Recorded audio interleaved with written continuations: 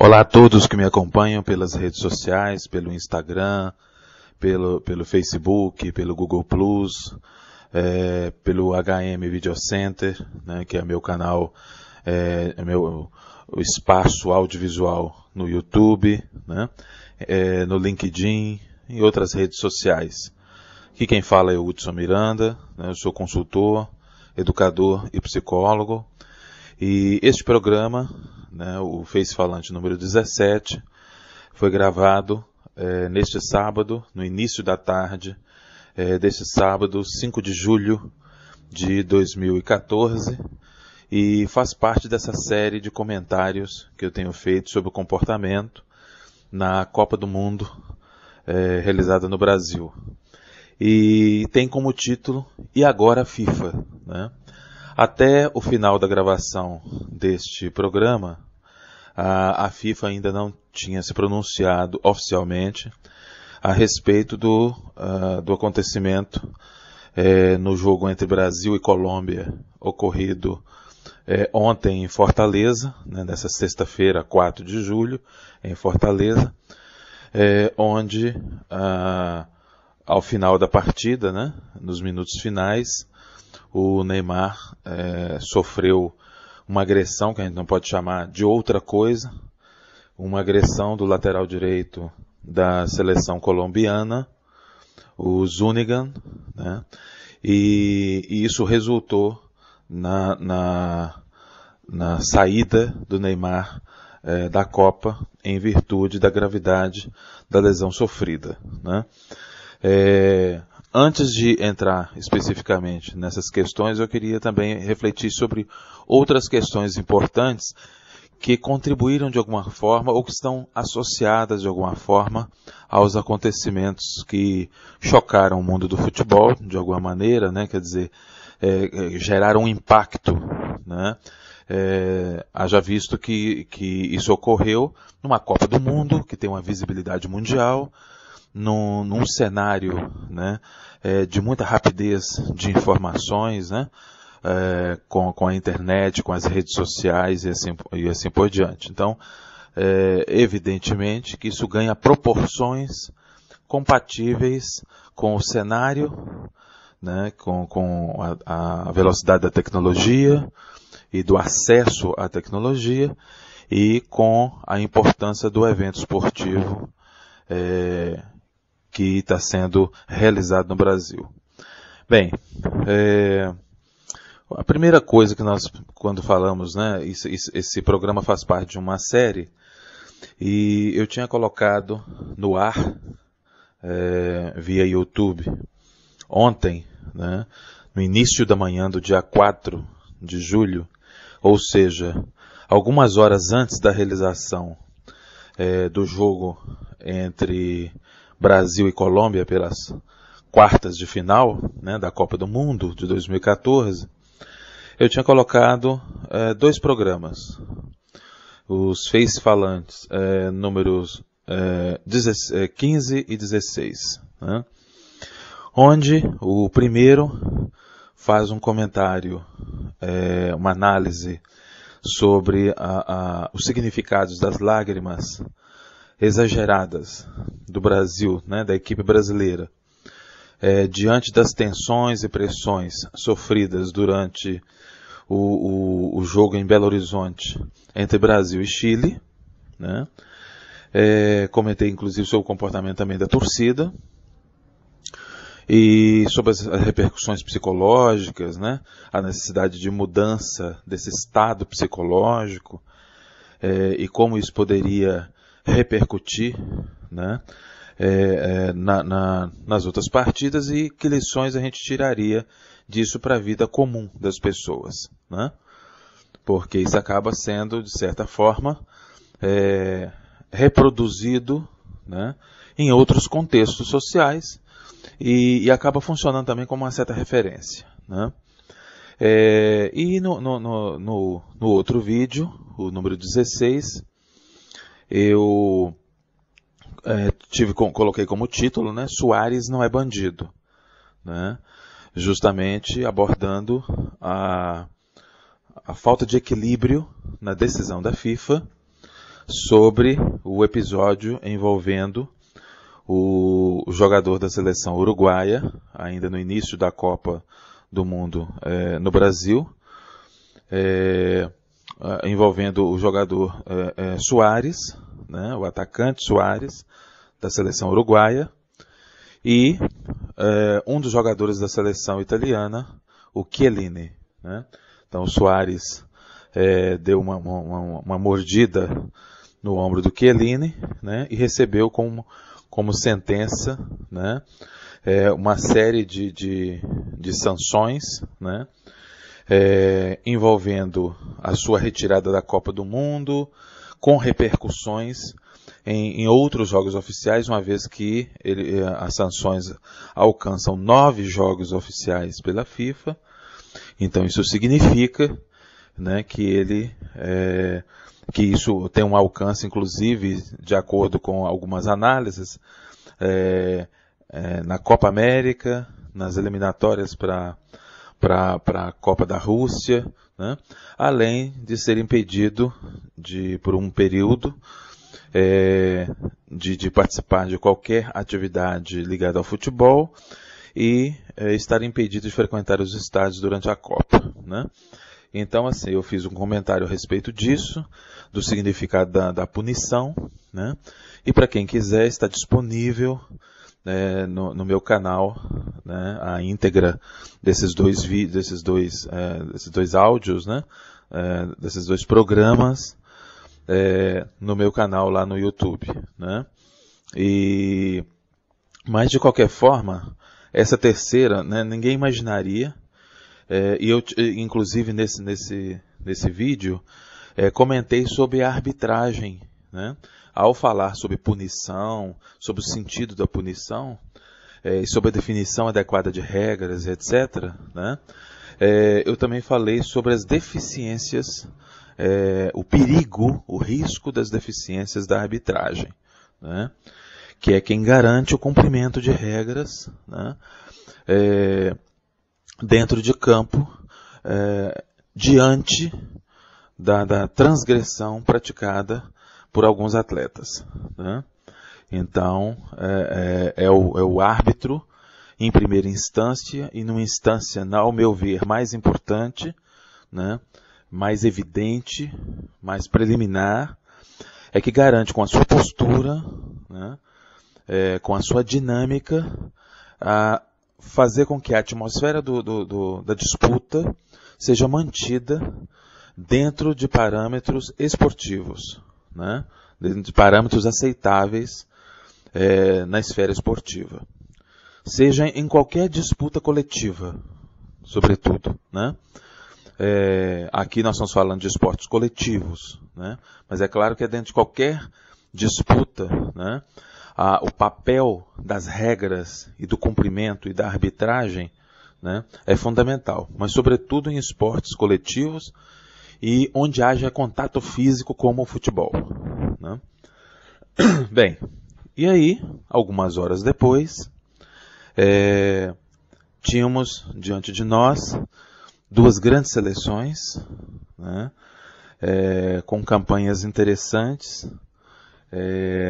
A Colômbia, né, vindo de um histórico difícil, né, se recuperando e sendo uma grande surpresa interessante, uma agradável surpresa na Copa do Mundo. Depois aí de 20 anos, né, depois daquela tragédia envolvendo uma de suas estrelas, né, que foi aquele jogador assassinado depois da eliminação da Copa, né, de uma edição de uma Copa. E aí ele já não só tendo um desempenho, né, muito interessante na Copa do Brasil, mas trazendo consigo, né, revelando consigo, uma grande estrela, que é o James Rodrigues, do qual certamente ainda ouviremos muito falar positivamente, dada a sua qualidade técnica, né, dada a sua criatividade, a sua arte, né, com a bola dentro dos gramados, né? Um jovem de 22 anos. Desculpe. Então, nesse sentido, obviamente que havia uma grande expectativa. Em campo, 2 jovens, né? O James Rodrigues, até então artilheiro da Copa, né? E seguido pelo Neymar, que é uma grande estrela também mundial, né? Então esperava-se um duelo de equipes, onde só uma iria passar para a semifinal, né? Para as quartas de final, né? E para a próxima fase, né? Que na verdade não é a quarta de final, é a semifinal. E aí, o que a gente observou, né? Um juiz, né, absolutamente despreparado. Então houve uma grande contribuição, né, na atmosfera do jogo, com um juiz absolutamente despreparado para lidar com um jogo dessa envergadura, né? Um juiz espanhol, que eu nem vou citar o nome, não interessa, porque a questão aqui não foi que este juiz é o juiz que desestabilizou a Copa do Mundo, né? Esse juiz vem na esteira de um conjunto de arbitragens problemáticas na Copa do Mundo. É uma das marcas ruins da Copa do Mundo, que tem tantas marcas positivas, interessantes, revelações interessantes, surpresas interessantes, né? Do ponto de vista esportivo. Uma das constatações não interessantes é justamente a atuação ruim de muitas arbitragens, né? E que culminou nesse desastre absoluto de ontem, né? Desta sexta-feira, 4 de julho, onde virou o espaço de jogo, foi se transformando num espaço de vale tudo, né?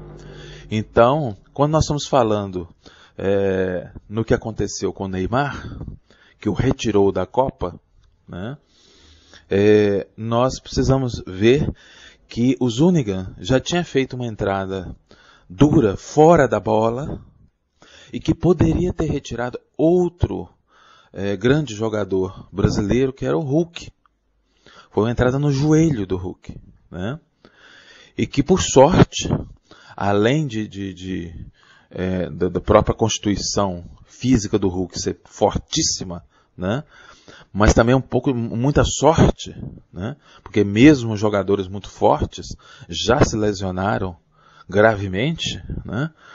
Então, por pouco, o Hulk também não seria um grande desfalque para o Brasil, né? E aí logo depois ele fez aquela entrada desleal nas costas do Neymar, fora da bola, né? E evidentemente que ao falar sobre o assunto, né, é claro que ele falou que não era intenção, né, machucar o Neymar, que aquilo era comum no futebol. Não é, né? Não é de se esperar que um atleta dotado de todas as condições, né, um atleta de seleção, não é um atleta que está começando hoje, né, a aprender a lidar com os fundamentos do futebol, né? Nós estamos falando de um atleta que pertence à elite do futebol do seu país e que né, e que passou por um crivo, as eliminatórias da Copa do Mundo, do seu continente, e está numa Copa do Mundo, né? Ou seja, no evento máximo da sua modalidade esportiva.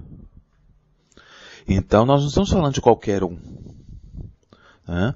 Então, quando a gente vê uma entrada daquela, é uma entrada desleal.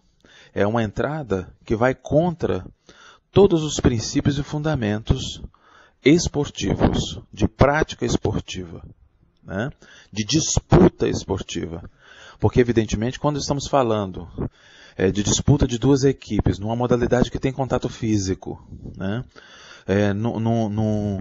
Num esporte, num estágio, né? Num patamar de alto desempenho, onde existe muita força, muita agilidade, né? Tudo acontece muito rápido. É claro que nós estamos falando de atletas que estão expostos ao risco, em qualquer modalidade. Em qualquer modalidade, a qualquer momento, inclusive no processo de treinamento, de aperfeiçoamento, de entrosamento, eles estão sob risco de lesões que podem desaguar, né, na exclusão daquele atleta, né, da sua prática esportiva, temporária ou até definitivamente, né? Mas geralmente o que ocorre é uma exclusão temporária, uma retirada, né, do atleta temporariamente, o que faz com que muitas vezes eles saiam de uma competição ou nem possam entrar na competição. Como algumas, né, seleções vieram para o Brasil desfalcadas, pela ausência, né, de grandes atletas que as compunham, né? E mesmo assim se superaram, mesmo porque, evidentemente que a gente não pode conceber uma seleção, ou seja, uma reunião do que há de melhor em termos de atletas de uma modalidade, num campeonato mundial, né? Numa modalidade coletiva, que uma equipe se ampare somente em um atleta, né? No talento de um atleta. Mesmo que esse talento seja diferenciado, tenha uma autenticidade absurda, né? Tem um nível de excelência que o coloque num patamar acima da média, mesmo assim, as equipes, os seus técnicos, os seus estrategistas, né?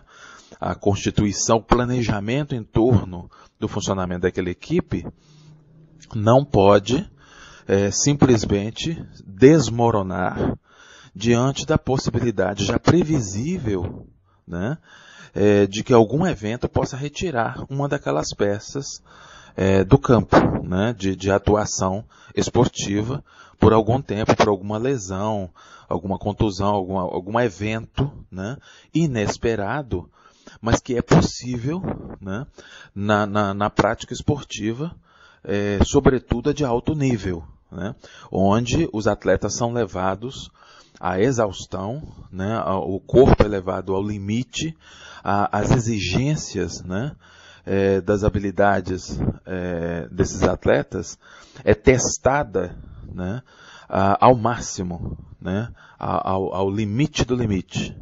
Então, obviamente, essa possibilidade existe. Inclusive numa disputa de bola, no caso do futebol, numa disputa mais séria de bola, aí eu estou falando de disputa pela posse da bola. Essas contusões são possíveis, né? Até pela força, pela agilidade dos atletas, pela rapidez envolvendo a disputa dessa posse, pode ocorrer uma lesão, né, que retire o atleta da competição, né? Mas aí nós estamos falando de uma disputa legítima, nós estamos falando de uma disputa leal, envolvendo os fundamentos do esporte, né, e dentro de princípios normais do contato físico dentro daquele esporte, né? Aí não uma disputa desleal, como ocorreu com o Zúñiga. E não só com o Zúñiga, né? Outros acontecimentos parecidos, mas que não desaguaram numa situação tão dramática como ocorreu com o Neymar ontem, né? Também já ocorreram nessa Copa, né? Em função da precariedade, né, no rigor, na aplicação das regras, por muitos árbitros, né, e o que chama muita atenção. Porque, evidentemente, que também se espera que numa Copa deste nível possa existir também algum erro na arbitragem, alguma discrepância, né? Mas na proporção que está ocorrendo na Copa do Brasil, chama atenção. E chama atenção, né, até pelos pronunciamentos da FIFA, né, antes da Copa, tão preocupada com a infraestrutura, com a mobilidade, com os detalhes envolvendo a entrega dos estádios, que eu acho absolutamente legítimo, mesmo porque o Brasil teve 7 anos para se preparar, sabia de todas as regras e exigências, fez um projeto, se candidatou, né, competiu com outros países que queriam sediar a Copa, ganhou e teve 7 anos para fazer todos os ajustes, etc. Então, evidentemente, que o acompanhamento, as críticas, né, as avaliações da FIFA eram pertinentes, sem dúvida, né? Mas esperava-se, né, que uma questão que é ligada estritamente à FIFA, que não depende do Ministério do Esporte, não depende do Ministério das Cidades, não depende de governos, né? Não depende de outros senão a própria equipe da FIFA, a cúpula da FIFA, que é a definição da qualidade da arbitragem, né? E a preocupação, né? Essa não é a primeira Copa do Mundo a ser realizada, esse não é o primeiro evento, né? Então, esse não é o único evento da FIFA, né? A FIFA tem uma responsabilidade mundial sobre outras atividades, né? Tem um alcance e uma capacidade, uma responsabilidade de observar essa prática esportiva sob o ponto de vista de outros eventos, testes, ou eventos que possam servir de subsídio para fazer com que a Copa do Mundo seja o evento máximo em todos os sentidos, né? Que seja um evento de referência em todos os sentidos para o futebol, para a modalidade de futebol. Então, evidentemente, que se esperava que a FIFA trouxesse realmente, se assegurasse de que tinha em mãos uma equipe de árbitros realmente capaz, compatível, né, à altura da responsabilidade, né, de uma Copa do Mundo e sintonizada com as possibilidades, né, em campo, inclusive das transgressões. Ou seja, preparada para responder a essas demandas, para garantir o espetáculo do futebol, o espetáculo da disputa esportiva saudável, né?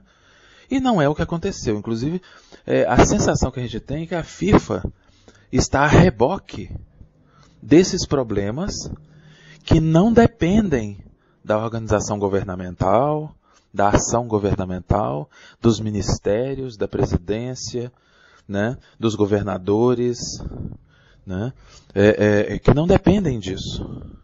O ideal, evidentemente, é que as equipes fossem a campo, né, com um espírito esportivo, todos os atletas, né, que não dependessem de um árbitro, simplesmente, para manter essa ordem, né? Que eles fossem com um espírito de disputa esportiva voltadas para a posse da bola, né? Sob qualquer pretexto, né? Sob qualquer ótica, sob qualquer perspectiva, que isso fosse preservado. Mas, evidentemente, como estamos falando, né, de disputa esportiva, de todo um cenário que eu já comentei nos outros 2 programas, né, sobre a Copa, evidentemente que o árbitro é uma figura fundamental, estratégica, para garantir isso, para garantir o cumprimento de regras, caso haja transgressões. Inclusive para inibir né, o índice de transgressões. Você pega um jogo como ontem, né, nesse 4 de julho, entre Brasil e Colômbia, nós tivemos 54 momentos, né, fortes que dependeram da ação enérgica de uma arbitragem que não funcionou, né, e que contribuiu fortemente para se chegar ao ápice disso aí, num cenário onde tudo valia, né, porque o árbitro era só uma figura decorativa, digamos assim, né, para chegar ao ponto que chegou. E aí você observa um árbitro que diante da gravidade do que aconteceu, não fez nada, né? Então, um árbitro que não demonstrou nem firmeza, nem clareza na sua ação, nem estilo, né? E não deu o tom da partida em termos de funcionamento de regras. Resultado, é esse resultado que a gente viu. Não só o que fez com que Neymar perdesse a chance de continuar na Copa do Mundo, né? Como tirou o brilho das quartas de final nesse esquema, né? Porque isso tomou conta do noticiário, né? Mas poderia ter sido ainda pior, porque antes disso teve uma entrada no Hulk tão grave quanto, né? E que por sorte não terminou também numa retirada do atleta brasileiro, né, da Copa do Mundo, né, lesionado gravemente, né? Infelizmente, o Neymar não teve a mesma sorte, né? E aconteceu o que aconteceu. Triste, foi um dia de emoções conflitantes, né? Que começou bem com o gol do Thiago, né? Evidentemente que esse gol, né, só fazendo um parêntese, não é redenção, né? Ao contrário do que o Thiago, né, o capitão brasileiro, né, o Thiago Silva disse, né? Porque eu me inspirei nos grandes atletas que choraram e fizeram do choro uma grande transformação, como Ayrton Senna, como o Oscar Smith, né? Bem, o Oscar Smith, né? E o Ayrton Senna choravam diante da conquista, entendeu?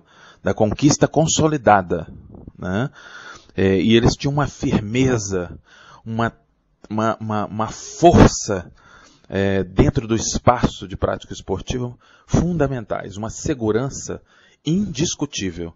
Tanto o Oscar, nosso mão santa, né, no basquete, quanto o Ayrton Senna, como outros atletas, como por exemplo a Hortência, né? E assim por diante. Eu poderia ficar aqui o dia inteiro citando outras referências que nós temos em outros esportes, né? Mas o fato é que entre Brasil e Chile em Belo Horizonte, a reação da seleção brasileira foi desmedida, sim, né? Aquele choro nada tem a ver com o choro, por exemplo, do James Rodrigues ontem diante da desclassificação da Colômbia, que não seguiu na Copa, que perdeu diante do Brasil. Aquele choro do James Rodrigues é um choro de tristeza absolutamente normal. Não é um choro desesperador com quem está indo para a guilhotina, com quem perdeu a vida. Tá certo? Então é bem diferente. Lembrando que lá no Chile, no jogo contra o Chile, o Brasil ia para disputa de pênaltis. Disputa de pênaltis. Ele não tinha sido nem desclassificado ainda, né? Como não foi. Então, obviamente, que isso não justifica, né? Inclusive, o Brasil ontem em campo era outro time. era um time muito mais forte, mais presente, mais claro, né? Então isso significa que houve intervenções positivas, interessantes na equipe, né? Continuo dizendo, o choro é permitido sim. O choro e todas as emoções sim, mas é preciso ter autocontrole. Nós estamos falando de atletas de alto desempenho, estamos falando de situações previsíveis, tá certo?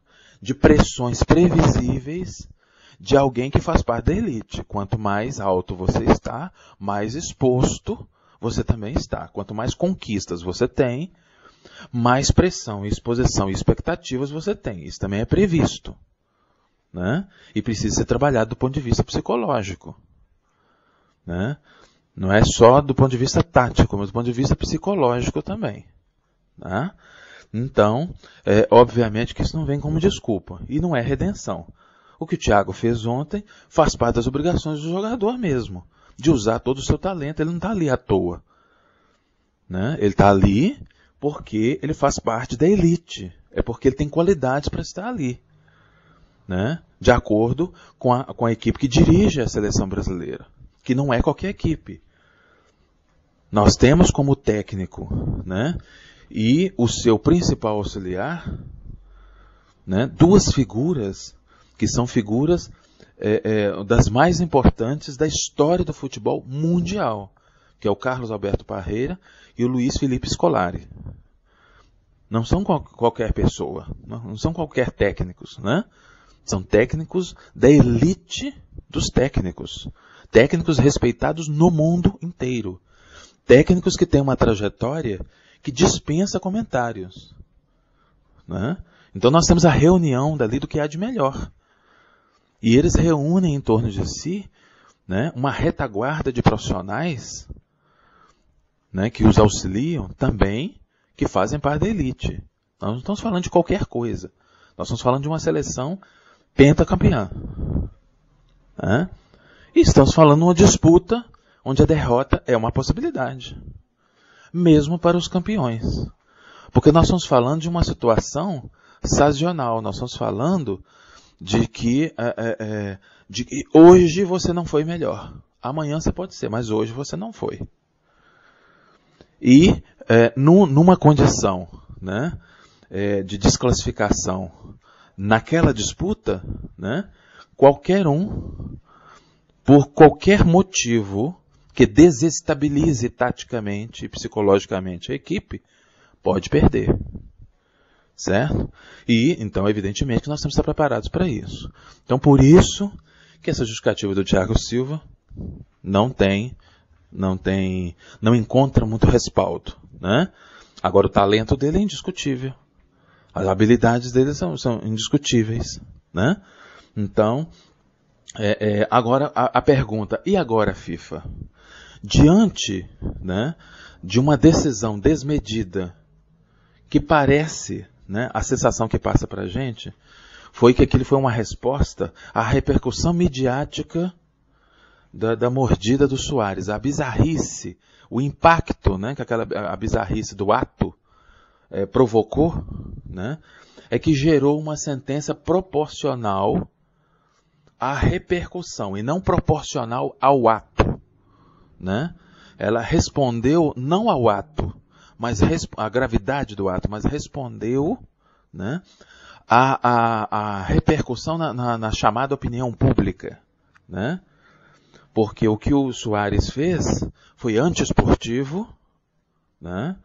Foi uma transgressão bizarra, certo? Mas não tirou ninguém da Copa. Ok? Então ele tinha que receber uma punição compatível, até para ela ser pedagógica, ela ser didática, ser educativa, né? E agora, diante do que o Zuniga fez, né, nessa partida, não só com o Neymar, mas se você ver as imagens do comportamento do Zuniga antes também do Neymar, em relação ao Hulk, quer dizer, diante disso, o que fazer? O que a FIFA vai fazer? Né? O que ela vai fazer? E o que ela vai fazer com o árbitro que permitiu esse cenário? Né? Quer dizer, nós estamos falando da retirada de uma das principais estrelas da seleção brasileira que desequilibrava psicologicamente o oponente, que fazia diferença e que não pode entrar em campo. Qual o preço disso? Isso não tem preço. Mas qual seria a punição exemplar compatível? É o que a gente vai aguardar da FIFA. Né? E o interessante de tudo isso, né, a lição que a gente tira de tudo isso, é o quanto isso ofuscou a campanha belíssima da Colômbia, né? A notícia triste em relação ao Neymar funcionou como um rolo compressor, né, em relação no resto do mundo, né? Não tanto na Colômbia, né, na imprensa colombiana, mas no resto do mundo. A campanha da Colômbia, que vinha surpreendendo, que vinha encantando pela alegria do futebol, né? Pelo futebol arte, né? Pela beleza, pela superação, né? Quer dizer, a partir daí, eles perderam a oportunidade de ter reconhecido uma saída digna, né? Como outras seleções saíram de maneira digna. Como a Argélia, por exemplo. Né? Não foi a única, mas só um exemplo. Né? Então, eles perderam essa oportunidade porque foram ofuscados por essa ação de um dos seus membros, que é o Zúñiga. Né? E aí, a nota bonita de tudo isso, a imagem linda de tudo isso, é ver uma das estrelas de nossa seleção, um dos destaques da partida, que foi o Davi Luiz, né? Agir de maneira esportiva, dando o seu exemplo autêntico, espontâneo, genuíno, indo até uma das grandes estrelas da Colômbia, se não a maior, que é o James Rodrigues, né? Que estava naturalmente aborrecido com a saída, com todas as circunstâncias, né? E consolá-lo junto com o Daniel Alves, né? E o próprio Filipão também fez isso, né? No momento, lembrando, né, que o James Rodrigues tem só 22 anos, tanto quanto o Neymar, né? Então, e o Davi Luiz mostrou, né, pedindo o aplauso para a Colômbia, né, diante de todo o cenário ali, né, ele, ao pedir ao público aplausos para a Colômbia, ao trocar a camisa com o James Rodrigues, né, ao vestir a camisa do James Rodrigues, né, e de estar ali com Daniel Alves, né, deu um show de civilidade que eu acho que deve nos contagiar acima de qualquer coisa, né? Independente de qualquer coisa. Que isso sirva de exemplo para o resto da Copa, para todos os times, para todas as torcidas, né?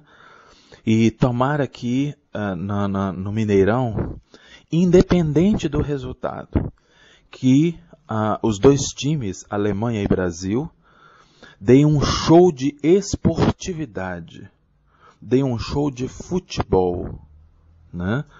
E isso incluindo o espetáculo da torcida, que também deu um show de civilidade. É isso que se espera de uma Copa do Mundo, né? E agora fica a pergunta sobre qual vai ser a postura da FIFA, né? A postura que a gente espera que seja pedagógica, não só em relação ao caso Zúñiga, né? Que é o mais grave que ocorreu, como a revisão, inclusive, da pena do Suárez, né? Que é muito importante. Esses ajustes. Acho que a FIFA tem diante de si 3 grandes desafios. A revisão da pena do Suárez, a punição adequada do Zúñiga e a punição adequada dos árbitros que agiram de tal maneira que colocaram em risco ou comprometeram de alguma maneira os resultados dos jogos, né? Errar é humano, né? Já falei isso em relação à arbitragem, mas tem um limite. Eu acho que tem uma zona de garantia, né? Uma zona de escape de erros que não comprometem de maneira fatal o jogo nem a atmosfera dele, embora possam gerar perturbações focadas, localizadas, né? Porque é claro que a regra foi feita para ser cumprida. E é para isso que o árbitro o principal não está ali sozinho, ele está junto com uma equipe de arbitragem, né? É justamente para lhe dar apoio, lhe dar sustentação para a tomada das suas decisões, né? E ali não tem nenhum árbitro aprendendo a ser árbitro. Nós estamos falando de uma Copa do Mundo, onde os atletas, todos os atletas envolvidos, e o árbitro é um atleta, né? Eles são atletas de altíssimo nível, né? De alto desempenho, e fazem parte da elite. E os árbitros que ali estão também fazem parte de uma elite do esporte, né? Então, não só há o status de fazer parte da elite, como há a responsabilidade de fazer parte de uma elite, né? Então, obviamente, o que se espera da FIFA, a lição que se espera, né, é que ela responda essa demanda com vigor, com rigor, né, com equilíbrio, e que não seja, né, que não esteja a reboque do que a imprensa divulga, né, do que a mídia repercute, as redes sociais, etc., né, que ela esteja, que ela responda à demanda de acordo com as regras, com a técnica, com a gravidade das circunstâncias, né, com a distância necessária, com o equilíbrio e a racionalidade indispensáveis a uma organização que tem a responsabilidade sobre um esporte como a FIFA tem, né? E quando eu falo em relação à imprensa, eu não sou contra a imprensa. Eu acho que a imprensa é fundamental em qualquer dimensão social, né? Mas só como um exemplo para encerrar a nossa conversa de hoje, né, esse programa, a imprensa, por exemplo, eu vi notícias como, por exemplo, James Rodrigues cai do choro depois da derrota para o Brasil. Eu não acho que ele caiu no choro. Ele se emocionou, né? Estava triste, realmente, chorando. Mas ele não estava chorando. Você não vê imagens de um James Rodrigues completamente alucinado, desequilibrado emocionalmente, né? Chorando de uma forma como se o mundo tivesse acabado. Mas você vê um James Rodrigues com uma tristeza compatível para quem desejava prosseguir numa competição do nível da Copa do Mundo, né? Então, compatível com as circunstâncias. Então, eu acho que essa dramaticidade, né, que às vezes parte da imprensa coloca, né, vale para tudo. E os órgãos ou instâncias esportivas responsáveis pela organização e o cumprimento de regras, as sanções, né, e assim por diante, não podem ser movidas pelas notícias ou pelas repercussões. Eles têm que ser movidos pela responsabilidade, né, e pela estrutura necessária, pelas circunstâncias envolvidas, regadas a muita racionalidade, profissionalismo, conhecimento, né, e definições, mesmo que sejam inéditas, mesmo que sejam oriundas de uma demanda inédita, que elas sejam respaldadas, né, por uma discussão que não seja passional, né, que não seja pessoal, que não seja para receber aplauso da galera, mas que seja para ser reconhecida pela sociedade como uma decisão correta, né? Mesmo que dura, mesmo que difícil, mesmo que dolorosa, mas que seja correta e compatível com a gravidade da circunstância, né? Compatível com a gravidade real da circunstância, não com a gravidade repercutida, mas com a gravidade real, né? Para que seja pedagógico, para que seja educativo, né? Para que seja em prol do fortalecimento, do desenvolvimento, do aperfeiçoamento daquela modalidade esportiva. Porque o que acontece na Copa do Mundo não fica restrito na Copa do Mundo, né? Ele repercute em todas as instâncias daquela modalidade esportiva, né?